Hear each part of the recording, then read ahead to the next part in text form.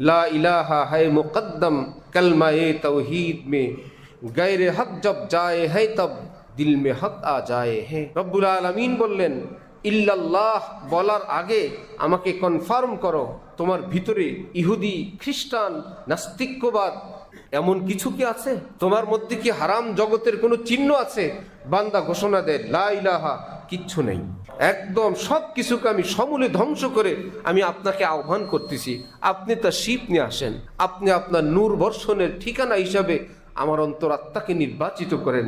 আপনি বলছেন যে হে আল্লাহ, আপনি বলছেন অন্তরকে খালি করলে আপনি আসবেন। আব তো আজা আব তো খালওয়াত হো গাই, হর তামান্না দিল সে রুখসত হো গাই।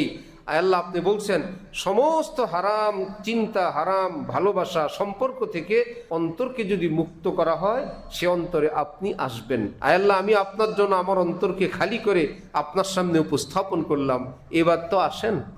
আপনি বলছেন খালি করলে আপনি আসবেন, আমি তো ঘোষণা দিচ্ছি হর তামান্না দিল সে রুখসত হো গাই, আব তো আজা আব তো খালওয়াত হো গাই।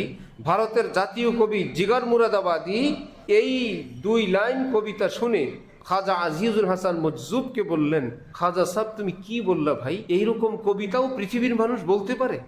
এভাবেও আল্লাহর সামনে কেউ কথা বলতে পারে যে হর তামান্না দিল সে রুখসত হো গাই, আব তো আজা আব তো খালওয়াত হো গাই। আয় আল্লাহ আমি আপনার জন্য অন্তরকে একদম পবিত্র করলাম, সমস্ত হারাম জগৎ থেকে, হারাম সম্পর্ক থেকে, লোভ লালসা থেকে একদম খালি করলাম, আপনার শর্ত আমি পূরণ করলাম, এবার তো আপনি আসন গ্রহণ করুন, এইবার তো আপনি আপনার নূর বর্ষণের ঠিকানা হিসাবে নির্বাচিত করুন। হাকিমুল উম্মত থানবী বললেন, আমার কাছে থাকলে আমি আপনাকে এই 2 লাইন কবিতার জন্য 1 লক্ষ রুপিয়া হাদিয়া দিতাম। 2 টাকা দিয়ে বিয়ের বাজার হয় যখন, 2 টাকা দিয়ে বিয়ের বাজার করা যায় যখন, সেই সময়ের পুরস্কার 1 লাখ।